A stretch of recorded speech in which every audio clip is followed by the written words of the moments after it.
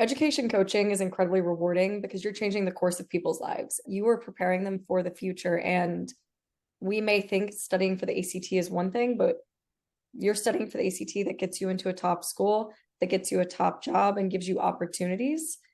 And there's nothing more rewarding than getting to do that. So Hayden is a wellness coach with Wit and Reason, focusing on, among a few things, youth's academic wellness. Hayden, what would you say some of their biggest challenges are trying to be prepared for college? Admissions is so hard. It is so hard. And because of that, kids are over preparing in a way that is like taking away from their humanistic side. And that is a major problem that I see where you have kids who they are in all the AP classes, they are trying to be student body president. We have stopped viewing kids as children because we are trying to get them to Harvard, Yale, Stanford. We want the best for our kids, and we have started over preparing them and failing to allow them to think about who they are as a person and their wants and needs. And that is setting them up for failure. When we talk about like academic coaching and preparing youth for college, around like what what age or grade are you working with people, or do you recommend? It varies incredibly. It varies geographically and what your expectations are for your kid when you want them to like go out into the real world. I am not a major proponent of kids taking 15 AP classes. That is ridiculous to me, and I don't think it guides admissions much at all. Being on the other side of admissions, I've done interviews for Northwestern and their application process and admissions. And kids need a lot of time to grow and think and make themselves interesting. And forcing them to be in 100 AP classes for the sake of being in them doesn't get them there. So it varies and everyone is different. But if you're in New York City, please take advantage of selective enrollment because it's going to set your kid up for success if you can afford it. And that's only in New York City, or? New York City, Chicago, DC does it to an extent, but New York's is the one I know to be like the most rigorous. I went to school with a lot of people in Chicago who did selective enrollment, but Chicago is funky because you may be in this neighborhood and then taking the train 2 hours to get to your other school's selective enrollment. So there are just competing factors of like what is actually accessible when you live 2 hours away from school. Yeah. So we'll add to our webpage for academic coaching how adults, parents, caregivers can learn more about selective enrollment for their youth. Any tips or recommendations you have for the adults in these kids' lives, like what they should do and how they should try to nurture academic success? Being involved is the biggest thing. My parents had no idea what class I was in. They had no idea when I was supposed to get to school or leave school or what my homework looked like. And even if you have not done like Calc BC as a parent, you can still sit down with your kid and understand what they're doing in class. And just being in the same room as them while they're doing their homework, it makes your kids feel supported and lets them know that you're actively engaging in your life. So not everyone needs to invest a significant amount of money in education coaching or test prep, and not everyone has the resources to. But if my parents had sat down and actively participated or advocated for my needs at school, that would have helped a ton because it takes nothing to go to your school counselor and principal and advocate for what would be a better fit for your kid educationally. So always a great resource. I personally, YouTube, Khan Academy, those are, we can giggle all day, but they are excellent resources. And there is an onslaught of free ACT prep discussions that you should partake in. I have a twin brother and he wickedly smart, smarter than I will ever be. He decided, he was like, I don't want to take pre-calc. I'm going to just take calc AB. I'm going to skip pre-calc. And he taught himself like pre-calculus off of Khan Academy. So it definitely can be done and everyone should. That's pretty amazing. And so we have a variety of situations here. We have some parents, adults, or caregivers who understand the importance of college and then want to do everything in their power to set their kids up for success. And then we have, some adults who may not either like realize or value higher education, or may even be just like too preoccupied to even engage in that level with their kids. So when we're looking at youth that may not have that adult support, what can they do to try to support themselves and guide themselves through this, in addition to, I guess, looking at the YouTube videos and trying to study more? I mean, That any can be a really lonely place. And if I'm talking to little Hayden, the most important thing is like, you are doing enough. Like, I was staying up, I was probably averaging 4 hours a night of sleep because I was trying to do all of the classwork, all of the college preparation, and those kids are doing the same thing. So, first, I commend, applaud, you are doing more than a lot of adults can. So, big congratulations. And if no one else is acknowledging their lives, like we should. So, that first. Second, if you're navigating this all on your own, take some time to figure out like what you actually want, because I was so blinded in trying to figure out just how do I get myself to college that I graduated college and being like, I don't know what my favorite color is. Like, I've been so stressed for so long. So take some time to really think about what you want to do, what your likes and dislikes are. And that will make college navigation a lot easier because you're not going to be looking at all of the schools. You're going to be looking at a very select amount of schools. And the less, the better. Lower your workload. Yeah. And then you, as a youth who does not understand the college process or have anybody who's really involved, the best thing is don't overload your coursework because you think that taking 20 AP classes is going to get you into Harvard. What wealthy parents do in educating their kid is take the few classes, work smarter, get the great grades in them, and then take time outside of it. So please don't overwork yourselves. And the test scores, YouTube, Khan Academy, I got my ACT book from Half Price Books and the public library. So take advantage of those free resources. And I hope that you can navigate the process because it can be done. Yeah. Do you have any recommendations on, outside of AP courses, what youth I don't like to use the word should, but what would support their application process? I mean, are we talking about like take some AP classes and then just go party, or does there still need to be some extracurricular kind of strategic investment there in their time? Everyone thinks that being the student body president and the 20 AP classes and all of this is like going to create this like perfect application, but it does not.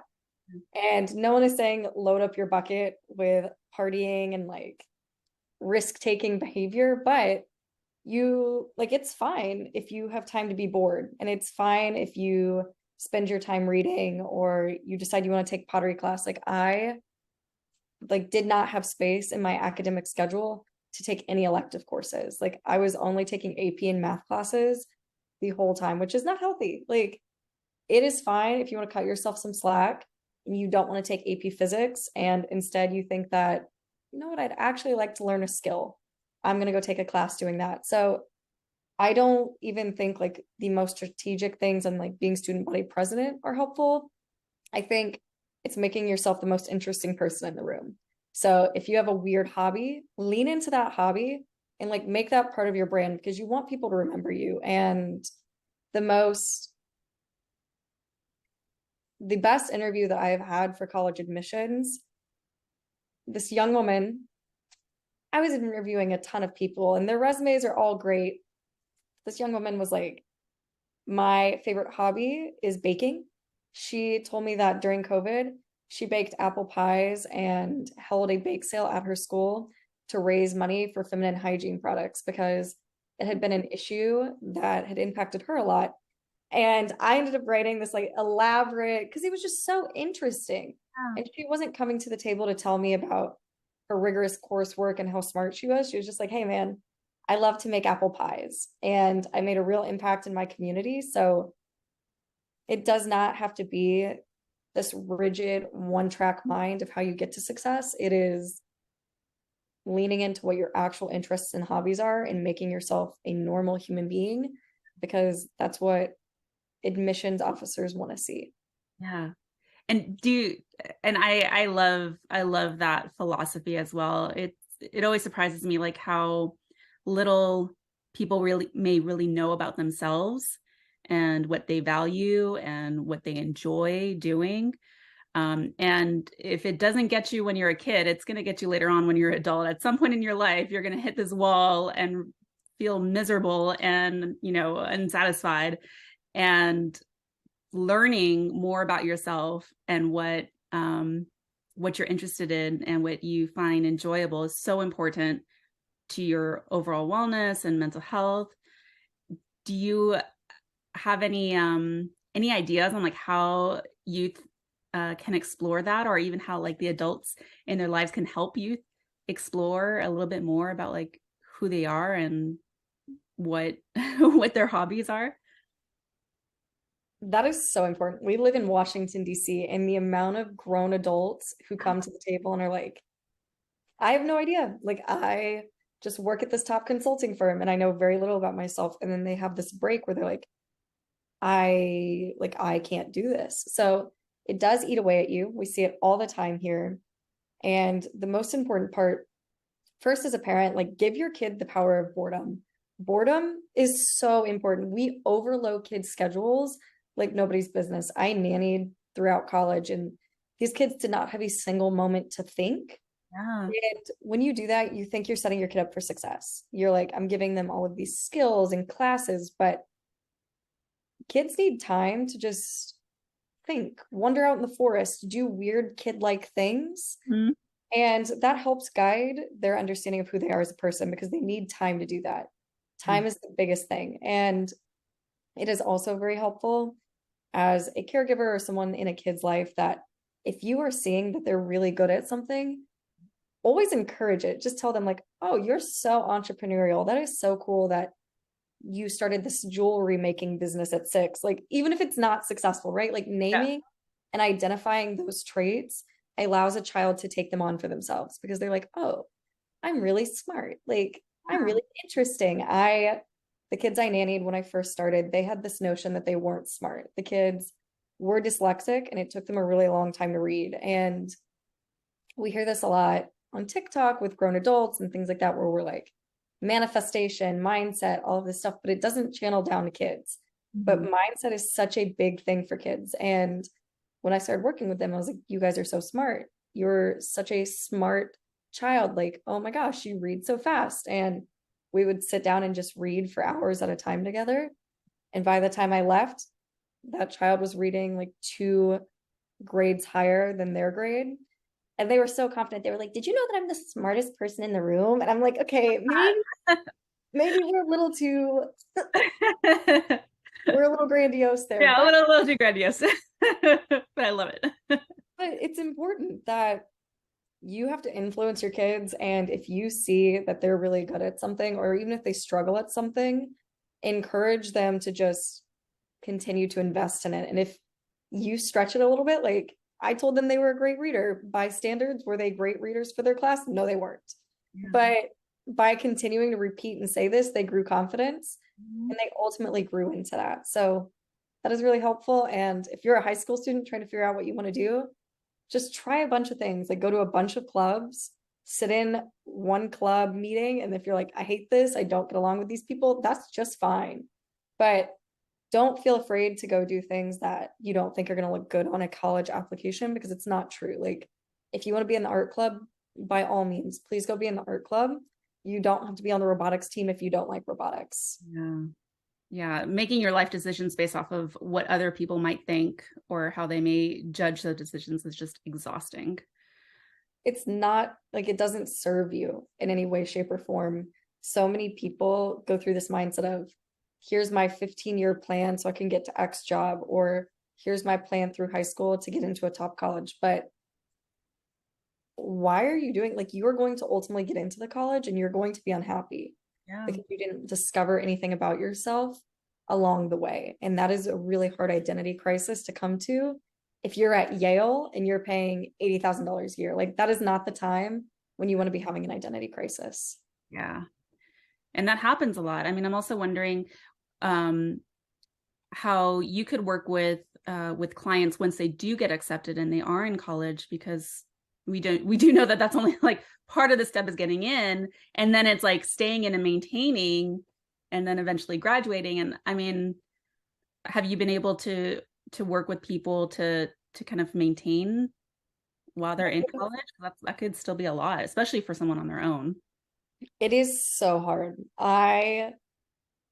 First, the curriculum is never straightforward. They, like, if you're navigating majors and trying to figure out what are all the requirements that you need, you may have like a major supervisor, but that person plays a very small part in your life. I remember having various Excel sheets and notes taken where I was like, these are the classes that I think fit, but you're not confident. You're like, there's still a chance that I'm missing something and we're going to get to graduation day and I'm missing that. Like, that is terrifying. I remember that, that exactly. Yeah. Like, I Yeah. remember it. It was horrible. I would sit there and just be like, oh my God, what am I going to do? Like, this is overwhelming in and of itself. So it's definitely only a small part, right? You get into college and then you're like, now I've got to figure out what I want to major in. So there are there are a lot of steps, and everybody's journey is so different because a lot of people grow up and they're like, I want to do this one thing for the rest of my life. My twin was just like that.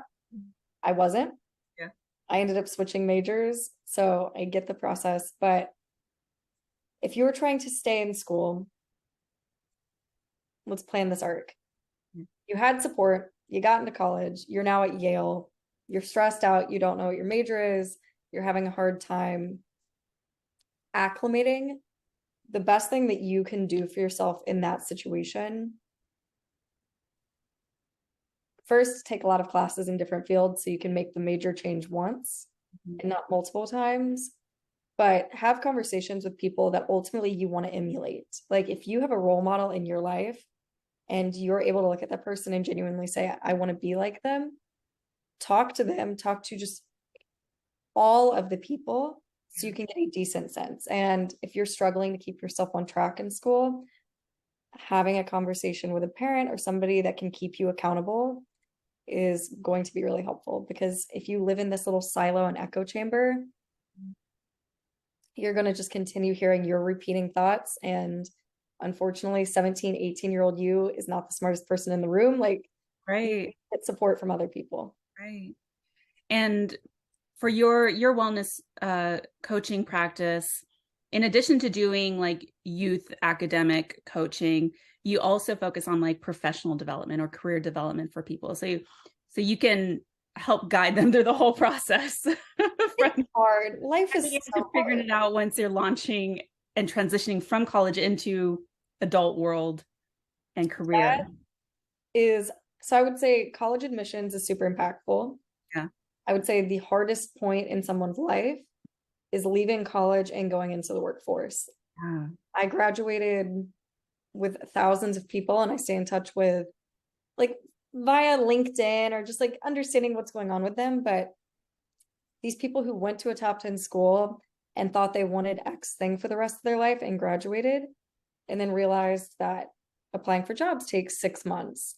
You're going to get rejected a lot. Like, for some people, that's the first time they've actually experienced rejection. And when you get into the workforce, people have this misunderstanding that what you're going to choose at 23 is going to be like your one and only choice, which that is not true. You can change jobs as many times as tickles your fancy. Like, you should not silo yourself in, but also deciding a job that's actually a good fit for you.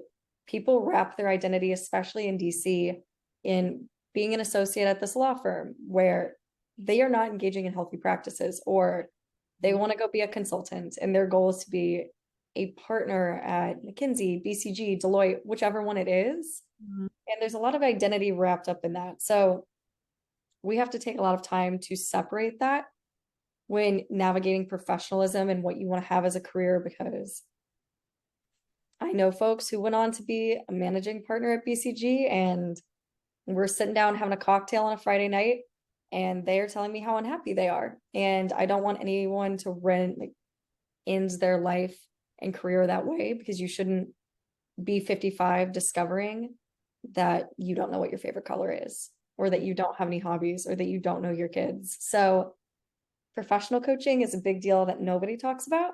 Mhm. And it's essential. College preparedness, great. We want to get you into a top school. But career wise, this is not only going to impact you, it's going to impact if you want to have a family, it impacts everyone that's around you. So you have to be very intentional. Yeah. And I'm wondering, we've talked a lot about like youth who are down and motivated. How do you work with youth who don't follow through with all of the tasks and work and prep that it takes to get into a university or college? How do you navigate that? People think that college is like the one-stop shop for what kids can do after high school, but for kids, it's too like first we should suss out whether or not there is like ADHD, any sort of learning disability going on, because that is the root of a lot of things. When I was studying for my ACT, I was telling my parents, I was like, I just can't read. Like, I don't know, like, I can't read. And they're Yeah. like, this is crazy, Hayden. What are you talking about?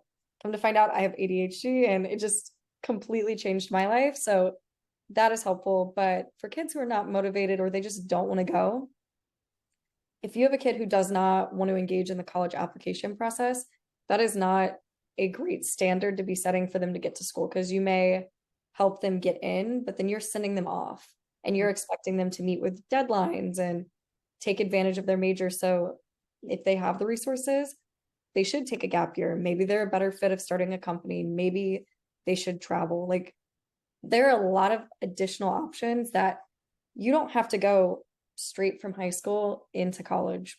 It would be very helpful for them to gain some additional skills and resources before going, because the application is a 6-month process. College is 4 years, and that's a lot of responsibilities. Yeah. And I really appreciate how you start off by saying, let's first understand what's contributing to this behavior. Because a teen's resistance to engaging in college prep or studying or filling out applications, that resistance could be because of a number of different reasons. I mean, maybe they do want to go to university, but they're feeling overwhelmed and really frustrated and struggling because they have a diagnosed or undiagnosed learning disability.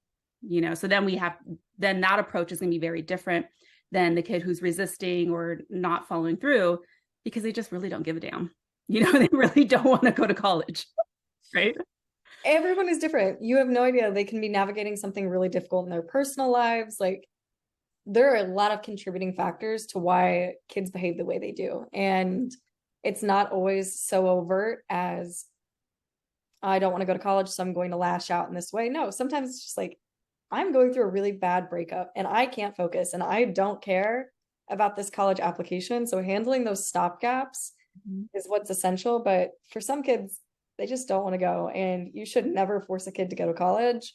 They can always go at 19, 20 if they want to. But if they don't, let them figure it out, because not everyone's path to success is going to Harvard, going to Northwestern. Like, that is not the case. My twin, his and I's like understandings of success are completely different. He locks himself up in a computer lab and he's like, oh, my method of success is to not sleep and to type computer code. I'm like, that is freakish behavior. Like, I would, but totally different people and totally different wants and aspirations. So that is what's helpful about having an education coach, is you have somebody who is a third party actor talking with your family. Like, as mom and dad, you have a vested interest of like what you want for your child. And sometimes that keeps blinders on, where you can't really see what your kids' skills actually are and what they want, or you don't have the capacity to hear them. Versus if you have somebody who's a third actor, they understand what mom and dad's wants are, they hear what the child's wants are, and we help communicate those and bridge the gap and eliminate all of the frustration that comes along with it. Because sometimes teens just don't want to be told to sit down and write their application by their mom and their dad. Like, if my mom and dad had said that to me, I'd have been like, I'm out. I'm not doing it. Mine did. I was like, no, this is torture. I don't want to do any of this. I feel you. So hard. Yeah. So it's just really essential. And if you have the ability to tap into that resource, if you've saved up for your kid to have 4 years of education paid for, then you should pay a smaller amount on the front end so that they can get a scholarship and do all of these things, because we're looking to work smarter, not harder. And if you can make a small level investment on the front end, that's going to save you.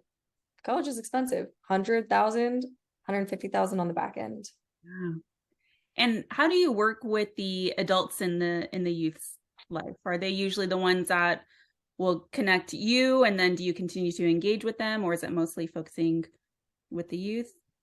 How logistically, how does that all go down? It is two-pronged. So there's typically, I don't often find it very helpful to sit down with the youth and the parent in a same meeting, because the youth, that's just, they're not going to be transparent. They're going to be like, I'm hearing what mom and dad say. That's all. So I typically manage two different relationships. It is with the youth, we have conversations about what they're wanting and their thoughts are.